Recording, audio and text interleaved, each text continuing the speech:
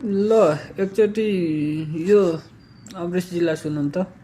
देशप्रति गद्दार तपाईँ हो, देशप्रति गद्दार हो कि जसले देशको विकास दिन 20 वर्षमा देशलाई गरी बनाइदियो, युवाहरूलाई बाहिर पठाइदियो, युवाहरूलाई विदेश पठाइदिने, देशलाई भ्रष्टाचारमा डुबाइदिने र देशको गद्दार हामी हुने? हामी त गुच्चा खेल्न आएको हो।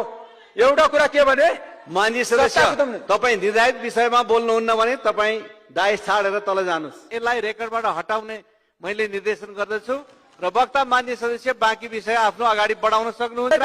पार्टीको दलीय हिसाबले यदि निर्देशन दिन्छ त्यो निर्देशन हामी मान्न तयार छैन।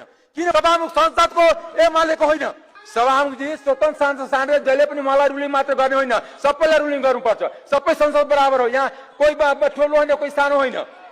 किनकि बारम्बार देख्छु कि हामीलाई मात्रै रुलिङ गर्ने, स्वतन्त्र सांसदलाई मात्र रुलिङ गर्ने कि एउटा राष्ट्रपाललाई दुख दिइराख्ने यहाँ, किनकि सानो दल छ, एउटा स्वतन्त्र सांसद चाहिँ त्यसलाई बोल्न नदिने, त्यसलाई रुलिङ दिने र सरकारको बजेट आफू जम्मै कुम्लाउने, त्यसलाई ताली बजाउने। त्यस कारणले यो अन्याय हामी सहँदैन। हामी नयाँ सांसद होइन, अन्याय सहनको लागि जनताले हामीलाई भेजा छैन, अन्याय विरुद्ध लड्नको लागि भेजा छ।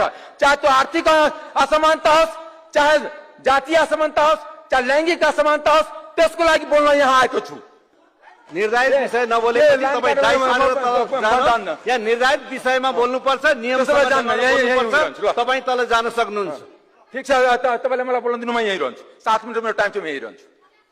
मान्छे चिनौँ, मासु भातमा नबिकौँ, आफ्नो देश आफै बनाऊ है त।